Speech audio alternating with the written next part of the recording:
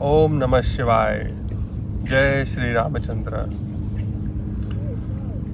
आज मैं आपको बताऊंगा कैसे सहज योग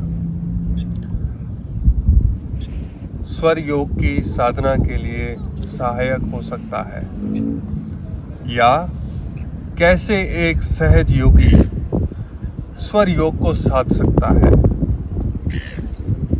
पहले आपको सहज योग समझना आवश्यक होगा। सहज एक ऐसा शब्द है जिसका प्रयोग हम आम बोलचाल की भाषा में भी करते हैं कि सहज हो जाओ। सहज हो जाओ मतलब कि आप रिलैक्स हो जाओ, आप जैसे हो वैसे हो जाओ। कुछ और बनने की आवश्यकता नहीं है, अपने आप को उसी रूप में स्वीकार कर लो आप जैसे हो। बनावटीपन जब बिल्कुल समाप्त हो जाए, वह है सहज हो जाना। अगर भूमि पर पैर फैला के बैठने का मन कर रहा है तो पैर फैला के बैठ गए। अगर हंसने का मन कर रहा है तो हंस लिए। भूख लग रही है तो भोजन कर लिया। प्यास लगी है तो जल पी लिया। ऐसे सहज हो जाएं कि ये ना करें कि अरे सब लोग कर रहे हैं तो कुछ काम तो हम भी कर लें। वो असहजता है। बच्चा एक खेल रहा है एक कमरे में, आप उसको छोटे से किसी बाहर छेद से देखो, एक अलग ही दुनिया में है, वो बिल्कुल सहज है वो।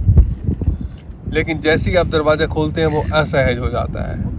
वो ऐसे बिहेव करने लगता है कि अब उसको पता है कि आप यहाँ हो। जब आप अकेले घर में होते हैं, कभी कुछ गुनगुना रहे होते हैं, बिल्कुल सहज होते हैं, और जैसे ही कोई आके बैठ जाए वहाँ तो वो गाना गुनगुनाना समाप्त हो जाता है। असहजता आ जाती है। इसी तरह से हम यह प्रयास करें कि हम जीवन में सहजता को ले आएं, व्यवहार में नहीं, वो सहजता जीवन में आ जाए। कभी बाहें खोल के अगर प्रकृति में आपका चलने का मन करे, कभी हंसने का खिलखिला के मन करे तो आप हंसें, तो आप चलें। जो आपके मन की इच्छा कर रही है समाज के दायरे में रहते हुए आप उसको करें। थोड़ा कठिन है क्योंकि मैंने भी ये भी बोल दिया, अभी समाज के दायरे में रहते हुए इच्छाओं को पूरा करें। ऐसा नहीं कि आज का कपड़े उतारने का मन कर रहा है तो नंगे होकर आप भागें, तो आप तो सहज हो जाएंगे लेकिन बाकी लोग असहज हो जाएंगे उससे। आप अपने भावों को वैसे ही प्रकट करें। क्या इतनी शक्ति है, क्या साधना के लिए इतना आप जो है निछावर कर सकते हैं कि आप जिस रूप में आपके भाव उत्पन्न हो रहे हैं उसी रूप में आप उसको प्रकट करें। हम आमतौर पे किसी को भी देखते हैं, चेहरे पे थोड़ी स्माइल आती है, मुस्कुराहट आके करते हैं ना, अपने भाव प्रकट करते हैं। क्या उसको कैसे बुरा कैसे नहीं लगेगा अगर हम उसको कुछ भाव ही नहीं देंगे तो। लेकिन कभी कभी हम नहीं होते ऐसे भाव में। कभी मैं शांत बैठा हूँ यहाँ पे तो मेरे को नहीं किसी को देख के मुस्कुराने का मन कर रहा, मेरा बस अपने सहजता में रहने का मन कर रहा है। तो इस तरह से आप सहजता को अपने जीवन का हिस्सा बना सकते हैं, थोड़े थोड़े छोटे छोटे अभ्यासों के साथ। अगर कहीं आप गए तो वो आपके लिए मानो चाय ले आए पीने के लिए, या कुछ ऐसा खाने के लिए ले आए जो आपका खाने का मन नहीं है, अभी इच्छा नहीं है, या आप उसे पसंद नहीं करते, लेकिन तब भी कहते हैं ना चलो थोड़ी औपचारिकता के लिए थोड़ा खा लेते हैं।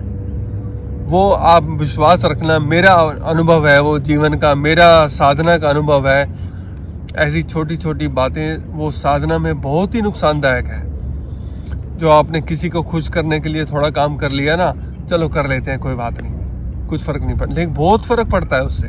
मैंने ऐसा अनुभव किया है। तो मैं फिर ऐसे स्ट्रिक्ट होता हूँ कि नहीं, मैं अगर किसी को नहीं खाना तो नहीं खाना, चाहे कुछ भी हो जाए, धरती ऊपर नीचे हो जाए, चाहे अगर कुछ नहीं पीना तो नहीं पीना। और कम से कम आप अपने जब आंख बंद करोगे तो अपने आप का तो सामना करोगे ही ना। आपने सब कुछ ही निछावर, इतना ही ढीला अपने आप को छोड़ दिया कि कोई किस दिशा में आपको खींच के जा रहा है, कोई किस दिशा में आपको खींच के जा रहा है। आपकी सत्ता ही स्वयं की समाप्त हो जाएगी। तो इसलिए आप इस बात को ध्यान रखें कि आप इतने सहज हो जाएं और अपने आप को उस रूप में स्वीकार कर सकें जैसे आप हैं। और तब होगा स्वर विज्ञान का अभ्यास का आरंभ। तब आप जो स्वर आप चाहते हैं, या मैं ऐसे कहूँ कि जो स्वर उस समय होना चाहिए, अगर आप शुक्ल पक्ष में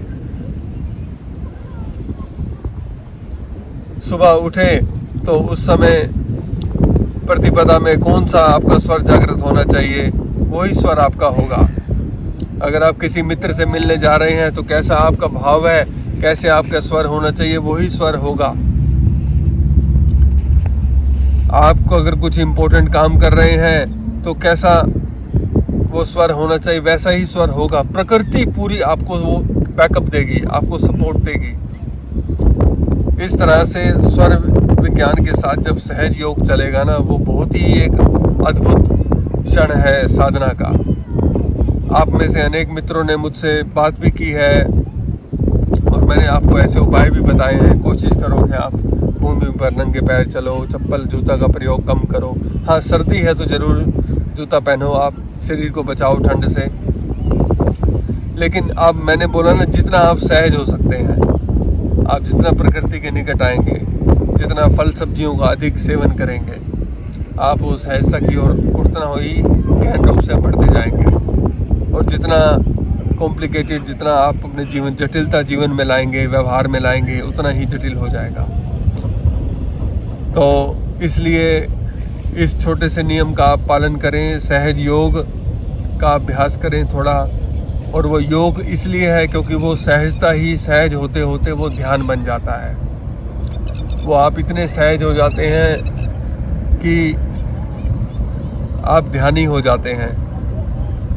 त्रिलोपा का नाम आपने सुना होगा, नालंदा विश्वविद्यालय, जहाँ विद्यार्थी एडमिशन लेने के लिए तरसते थे। त्रिलोपा वहाँ के प्रोफेसर थे, वहाँ के प्राचार्य थे, और वहाँ से उन्होंने छोड़कर अपना काम और संत हो गए, सहज हो गए। तो उन्होंने जो है सहज योग की शुरुआत की थी। देखिए, कोई पद नहीं, उसकी गरिमा इतनी नहीं जो आपको सहज होने से रोक सके। कोई ऐसी पोजीशन नहीं, कोई ऐसी चीज़ वैल्यूएबल नहीं जिसको आप रख सकें अपने साथ और सहजता को दांव पे लगा दें। तो इस तरह से आप जब ध्यानी हो जाएंगे तो स्वर योग के अनेक अनेक प्रयोग आप सहज रूप से ही कर पाएंगे। आशा करता हूँ आप मेरी बात से सहमत होंगे। आज के लिए इतना ही। धन्यवाद। ओम नमः शिवाय।